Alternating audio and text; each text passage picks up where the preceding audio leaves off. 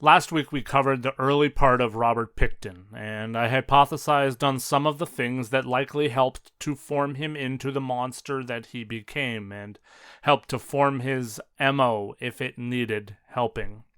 We ended last week's episode in 1998, where the police seemed to slowly be picking up that there was something indeed wrong, and where Robert was seemingly feeling invincible, either not believing he needed to keep his mouth shut, or feeling as though he frankly was just invincible. This week we're going to see more of that as we pick the story up in 1999 and see more opportunities for people to have blown the whistle on Robert and more chances for the police that seemingly slipped through their fingers, causing one of the most prolific serial killers of all time to continue kidnapping, killing, and mutilating the bodies of his victims. Hello, my name is Lance, and welcome to episode 137 of Gone But Never Forgotten, The Pig Farm and the Vulnerable, Serial Killer Robert Pickton, Part 2.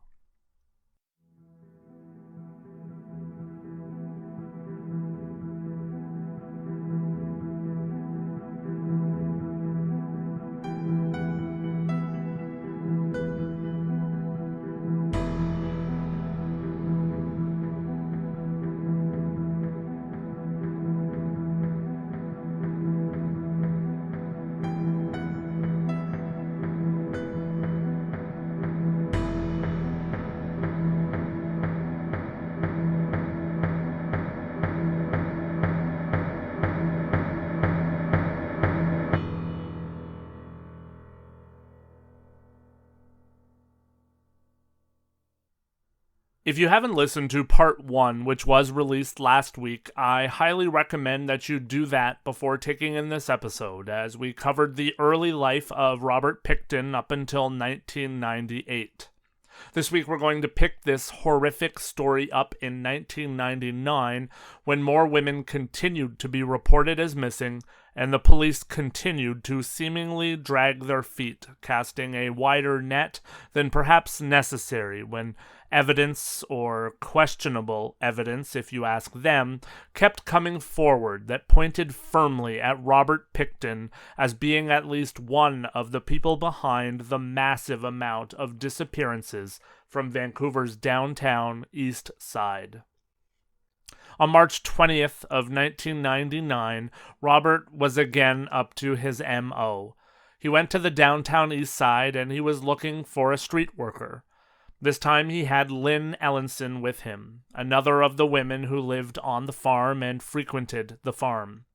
When Robert pulled over to speak with one of the street workers, she looked over and saw Lynn in the passenger seat and asked Lynn if she was going to the farm as well, and Lynn said that she was. That seemed to ease the mind of the street worker, and she got into Robert's truck. When the three of them went back to the farm in Port Coquitlam, the three partook in some party favors, and then Robert left with the street worker to his room, and Lynn went to her room. Lynn said that when she was in her room, she felt kind of strange, and she felt compelled to leave her room, and she ultimately went down to Robert's room. Lynn says that when she opened the door, she saw that nobody was inside of Robert's room. Just clothing was left behind. She said that she then saw the light on in the barn out of the corner of her eye, and she knew that that was strange because the barn was where the pigs were butchered. So she was confused and she walked up to the barn door. Lynn said that when she went inside, she found the woman that she and Robert had just brought back to the farm, hanging in the barn, dead. She said that Robert then pulled her really close to him and said that if she ever said a word about what she had seen, she would be next. Lynn told Robert that she would never say a word to anyone because she needed the place to stay and she needed the money that he paid her for buying drugs. For a time, Lynn did keep her word, afraid to lose everything, perhaps including her own life if she even said one word to one person. Women would continue to go missing, And finally, word was leaking out to the public in various forms, and tensions in Vancouver, especially in the downtown east side, were rising to a fever pitch. People were holding protests, and they were demanding that the police do something to figure out what was happening to all of these women and where they were going. The case started to gain steam, including an episode of America's Most Wanted. In a July 1999 episode of the show, a $100,000 reward was offered for information leading to the arrest of anyone that was behind the disappearances. Publicly, though, the police continued to say that there was no evidence of crime in this case. They said there was no evidence and there were no bodies. The police said that not only was there no evidence that there was a serial killer, but there also wasn't even any evidence that pointed to the fact that there were any crimes being committed at all. Behind the scenes, though, things were different. The Vancouver Police Department was working with the RCMP on a possible breakthrough. Lynn Ellingson had spoken up. A man had called police and stated that he had heard from Lynn that she had caught Robert in the act. Lynn had told him that she had walked into the barn and she had seen a woman hanging, and that Robert had been cutting away at the body that was hanging on the hook in the barn. The man that called police was Ross Caldwell. The problem was, and I do apologize if this is getting repetitive, police said that Ross had a credibility problem. Ross was a known drug addict, and he was known to not be trustworthy. The Vancouver police, though, did believe that Ross was being honest in what he was telling them, but they needed him to make an in-person statement with them and the RCMP present. Unfortunately, that is where things went off the rails. When Ross was brought in for his statement, he was high, and he was unable to concentrate on questioning, and ultimately he was unable to give anything of a credible statement to investigators. The Vancouver police, who had brought Ross in believing that this would give them the break that was needed in this case, were completely embarrassed by Ross's actions, and the RCMP, who were the lead on this investigation, said that Ross's credibility was completely zero.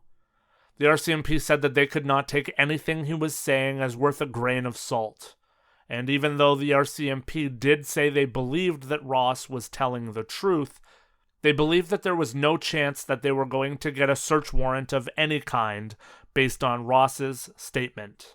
And so, Lynn Ellingson became their only hope. Lynn had actually left the farm, and she was persuaded by the investigators to come in for a joint interview. She said that she knew that it was Ross that had told them everything, and everything that they were asking her was from Ross, and she told police that he was completely lying, and that everything that he had told them was a lie. She never said those words. One of the detectives, though, Corporal Frank Henley, remembered something that Lynn had said before her interview off the record, and it was something that stuck with him for years. Corporal Henley remembered that in trying to ease Lynn, one of the detectives had said that they knew that Lynn would have never had anything to do with anything like murder. And he went on to say that they believed that the bodies had been dissected and that that would be a very difficult thing for any person to see and ever overcome. Corporal Henley remembered that in response to that, Lynn had agreed with that statement, and she had actually said that it was gross because when you saw something like that, it was yellow and disgusting and something that she believed she would never unsee. It dawned on Corporal Henley that very few people would know that human fat was yellow unless they had actually seen it. He asked Lynn if she would take a lie detector test to prove that she hadn't seen anything, because he believed that a polygraphist would be able to tell that she was lying, and he also believed that it could lead to Robert being stopped. Unfortunately, though, before Lynn could be brought in for that polygraph test, she disappeared. Those that believed that Robert was behind the disappearances knew that they were that close to stopping him, and yet again, in the end, they didn't have enough evidence to search the farm or receive a warrant for anything. Those that weren't focused on Robert were continuing to cast that wide net, looking at many different people that were on a list of possible people of interest. In late 1999, the joint force of the Vancouver Police Department and the RCMP placed Robert Pickton under surveillance, but he ultimately wound up being an inactive target. They said that he wasn't leaving the farm very often, and he wasn't really going anywhere of note, and he wasn't doing anything when he did leave.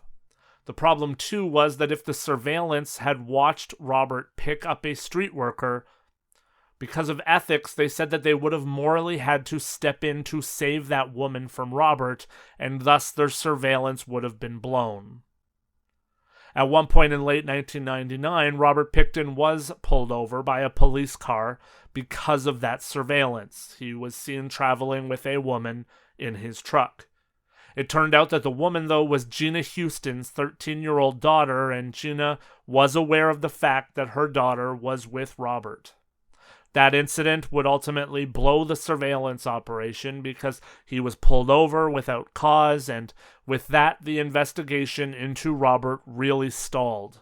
Sadly, women continued to go missing. The game of cat and mouse continued, with police going to the Pickton farm on several different occasions. Every time that they went there, though, Robert was reportedly not there. The next step was a strange one indeed. On January 19th of 2000, Robert showed up at the Coquitlam RCMP headquarters, completely unannounced. This caught everyone at the headquarters off guard because he caught everyone by surprise. He had Gina Houston with him as well. Gina, of course, was the mother of the girl that he was pulled over with, and if you recall from last episode, she was apparently the one woman that Robert came out of his shell with, and her daughters called Robert Dad. The two were very close. Gina has said that in the interview with Robert, which took approximately 6.5 hours, the police had nothing to go on. They seemed to have no evidence. She said that the police had concerns based on his previous charge for attempted murder on a street worker and that they had been watching him, but ultimately she said that they had literally zero evidence that pointed to Robert having done anything wrong in regards to the missing women. Gina said that Robert had gone in there with the intention of clearing everything up and that he was completely cooperative with the police while he was there. Robert told the RCMP that they were allowed to come to his farm any time that they wanted, day or night, but just to phone ahead so that he could stop machines so that no one would be in danger of being hurt while on the farm. He said that he just wanted the investigation into him to be over so that he could move on with his life. That same week, the police did just that. They attended to the farm, and Robert allowed for them to look in his trailer and look around the farm, but of course there was nothing suspicious that was in plain view, and officers did not have a warrant that permitted them to look beneath the surface. Robert had played the system and caused seemingly another dead end for investigators. As I've said, because there was no evidence pointing at Robert aside from witnesses that were reportedly not credible, investigators had to follow up on other suspects that same way that they were following up on Robert. That was because they knew that a defense team would attack them if a case got to court by saying that they had singled Robert out or that they had led him because they were not asking anyone else the same questions and they were not treating others in the same regard that they were treating Robert. Other people that were on the list of people of interest started to also make headlines around that time as well, and some of them were well-known names that you might be aware of. Barry Thomas Niedermeyer was one of those suspects. In 1990, Barry had been convicted of trafficking a 14-year-old girl in British Columbia that he had met in Calgary. Barry received just 14 months in jail for that particular crime. In 2000, though, he was charged with 14 offenses against 7 Vancouver sex trade workers as well, and he was, of course, questioned extensively regarding the disappearance of other sex trade workers from the downtown East Side. Robert Yates was another strong suspect in the case. Robert Lee Yates is also known as the grocery bag killer. He was a serial killer in Spokane, Washington from 1975 to 1998, and he is known to have murdered at least 11 women in Spokane. Yates was arrested on April 18th of 2000, and police said that they believed that they had evidence that linked him to at least 9 homicides at the time. Because of the proximity of Spokane and Vancouver, Yates was looked into as a possible suspect in the downtown East Side disappearances as well. Come the autumn of 2000, Robert met a woman named Dina Taylor. Dina had heard about Robert, and she heard that he offered a place to stay to people who were down on their luck. She asked Robert if he had a place that she could rent off of him, and he told her that he did. Dina said that Robert tried to help her. She said that he tried to keep her from going downtown and being around the people that did drugs and that were a part of that lifestyle. Dina felt that Robert was a good guy and that he was trying to keep her out of trouble. Dina would seemingly wind up being someone that Robert would use to bring people to him at his farm. Police also in the autumn were also telling people that they were no closer to locating any of the missing women than they had ever been before. They said that they knew places that the woman hadn't been, and that their bodies were not to be located, but they still had no idea where these women were going, and if they were being killed, they had no idea where the bodies were being taken. Finally, the police created a joint task force just to look into these disappearances. The task force was called Project Even-Handed. It was a task force that was made up of members of the Vancouver Police Department and the RCMP. The mandate for Project Even-Handed was to review everything that was on the file regarding the numerous missing women from the downtown East Side. There were thousands of tips, and as we said before, now hundreds of people of interest. As the calendar turned to 2001, still nothing was changing. Investigators and Project Even-Handed were no closer to solving the mystery surrounding the missing women, and they were no closer to honing in on one suspect in the disappearances. It was becoming well known in the community that there was someone at work in terms of a serial killer. People that worked in shelters and similar places that assisted the women in the downtown East Side knew that as many as 20 women were missing, and every single night they feared that someone else would not return home. Corporal Henley was still being driven mad by the fact that he believed that Lynn Ellingson knew more than she was letting on. He was also very upset that Lynn had gone missing before she could take the lie detector test. Even though he was no longer on the case or on the task force, Corporal Henley decided that he needed to go to the farm himself and meet the man, Robert Pickton, face to face. Corporal Henley asked for permission to pay Robert a surprise visit, and it was granted. He went to the farm and he paid Robert an unofficial visit. Corporal Henley drove into the yard of the farm and ran into a man, and he asked the man if he could see Robert, and he found out that Robert was the man that he was speaking to. Corporal Henley introduced himself as being with the homicide unit of the Vancouver police. He said that Robert didn't even flinch when he said those words. He then asked Robert why the police were interested in him and looking into him, and Robert told him that there was a man and a woman who had been trying to blackmail him.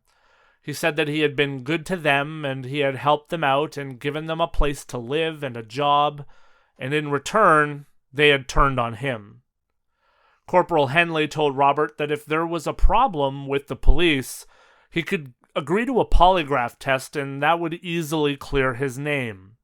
Robert, as most people who are guilty do when presented with that option, agreed and said that he would think about that if things continued. Corporal Henley has since said that he will never forget that meeting with Robert Pickton. He was put off by everything to do with Robert. He said that Robert was unobtrusive, he was polite, he was messy, and he just gave him the general heebie-jeebies. He said that Robert was all of the things that everyone says you are looking for in a serial killer.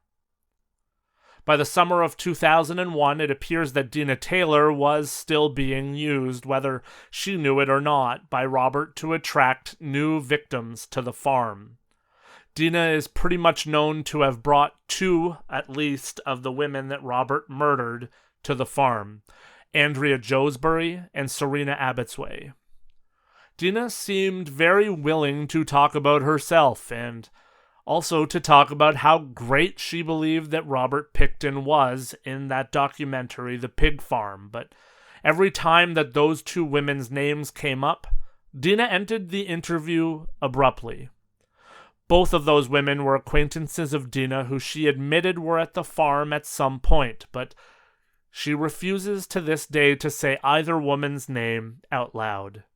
If you ask me, she showed a heck of a lot of guilt and a heck of a lot of remorse regarding those two women. In November of 2001, Gary Ridgway, who you may know as the Green River Killer, was arrested around Seattle, and he too was looked into for the disappearance of the women in the downtown East Side because he had already admitted to killing 48 women in the 1980s and the 1990s. In late 2001, though, it would be Gina Houston, who would have a phone call with Robert that took her by surprise and made her incredibly uneasy. She said that there was a knock at the door while she was on the phone, and she heard two feminine voices and one masculine voice in the background speaking to Robert. She said that she heard Robert say, "No, not here," or something to that effect. And then there was some arguing in the background and some loud voices, and eventually the phone went dead and the call ended. Gina said that a few days later she went by the farm to pick up a pig that Robert had butchered for her, and she said that when she arrived, she knew that something was not right on the farm. She said that there was a blanket laid out with brand new tools, and there were tools laid out in a very precise manner. She said that everything appeared neat and tidy, and that was just not the Robert that she knew. That was not his way of doing things. She said that she looked at Robert in that barn, and he shook his head, and he had a tear in his eye. By the beginning of 2002, Robert was on a much shorter list of suspects, now weaned down to 40 people of interest in regards to the missing women from the downtown East Side. It was in early 2002 that the investigators would get their major break that would allow them access to the Pickton farm.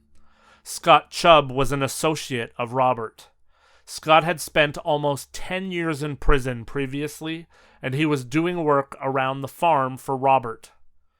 Scott at the time was hurting for money, and he thought that he might get some of the money that was up as a reward for giving police a tip about Robert. So he called and told police that there were illegal weapons on the farm. He said that he had seen guns on the property numerous times, but he had never seen Robert actually shoot the guns. Even though the tip was not related to the missing women, this tip gave the police permission to enter the property unannounced for the first time. While they sifted through the property, they found IDs that belonged to some of the missing women. They found women's clothing, syringes, and an asthma inhaler that bore the name of Serena Abbotsway. The police now had grounds to search the entire farm for evidence as a part of the missing women's cases. The following day, which was February 7th of 2002, Robert Pickton was charged with weapons offenses, and both he and his brother were released, with Robert being kept under strong police surveillance. 3 weeks later, on February 22nd of 2002, Robert was charged with 2 counts of first-degree murder for the deaths of Serena Abbotsway and Mona Wilson. The extensive search at the farm had already turned up body parts, including severed heads and severed hands. The entire farm was a crime scene, and the largest investigation in Canadian history was underway. The remains of Serena Abbotsway and Andrea Jonesbury were found in one of the freezers at the farm together. Bones and teeth matching Mona Wilson, Brenda Wolfe, Georgina Papin, and Marnie Frey were also found elsewhere on the property, and DNA and belongings were also found that matched more than 24 other women. One day after he was arrested, Robert Pickton was in his holding cell with an undercover RCMP officer who was posing as another inmate. Pickton spoke quite openly with the RCMP officer, telling him that he was screwed and that the investigators had a lot of evidence against him. He also told the officer that he had found a better place than the ocean to get rid of the bodies. He said that he had taken the remains to the rendering plant that was near the downtown east side. Robert continued on and said that he had killed 49 women and that he had wanted to kill at least one more so that he could make it an even 50. He said that in the end he had gotten sloppy, and that was the only reason that he had been caught. Of note, he also said that if he went down, as he expected he wouldn't be going down alone. Robert Pickton said that there were about 15 other people that were going to go down alongside him for the murders. The investigation continued on for a long time, and over time more charges were brought against Robert Pickton. On April 2nd of 2002, 3 more murder charges were brought against Robert for the murders of Jacqueline McDonnell, Diane Rock, and Heather Bottomley. A week later, on April 9th of 2002, a 6th murder charge was brought against Robert for the murder of Andrea Jonesbury, and shortly thereafter, a 7th murder charge came for the murder of Brenda Wolfe. 5 months later, on September 20th of 2002, there would be 4 more murder charges that were brought for the murders of Georgina Papin, Patricia Johnson, Helen Hallmark, and Jennifer Firminger. On October 3rd of 2002, 4 more murder charges were levied for the murders of Heather Chinnock, Tanya Hollick, Sherry Irving, and Inga Hall.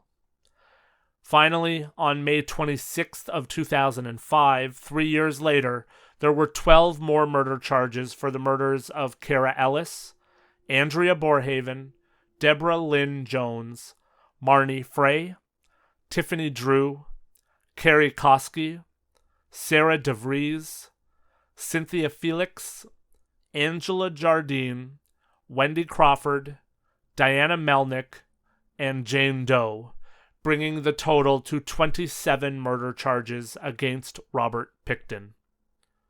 The excavations themselves on the property of the Pickton farm continued all the way until November of 2003, and the cost was estimated to have been $70 million Canadian, or roughly 50.1 million US dollars.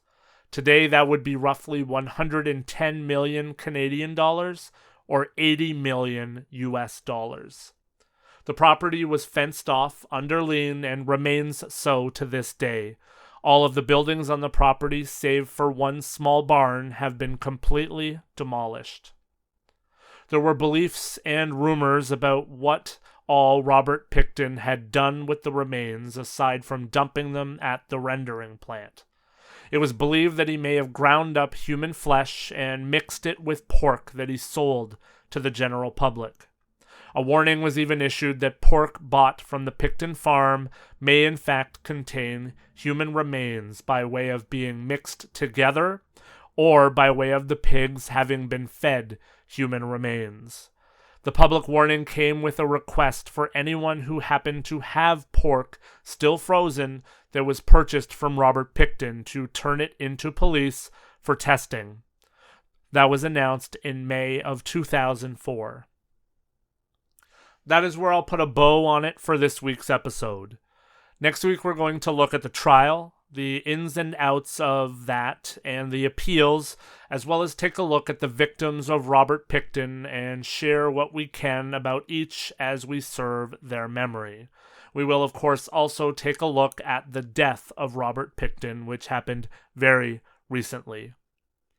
This case recently and really opened the door for missing and murdered Indigenous women, as well as the vulnerable within our society. Things are certainly far from perfect, but this case at least served to get people talking. So I feel that no coverage of Robert Pickton is complete without looking at the women whose lives he deemed ultimately disposable, and whose lives the police didn't even take as seriously as they should have. Until next week, I'll leave you with that. Please support the show by following along on social media, and also come over to Patreon and become a patron of the show so that you can check out the special patron-only episodes, as I will be doing 1 to 2 of those every month, as well as a plethora of other perks. I appreciate each and every one of you goners out there listening, and can't wait to share part 3 with you next week. Until then, be safe and be better. Thank you for listening to Gone But Never Forgotten.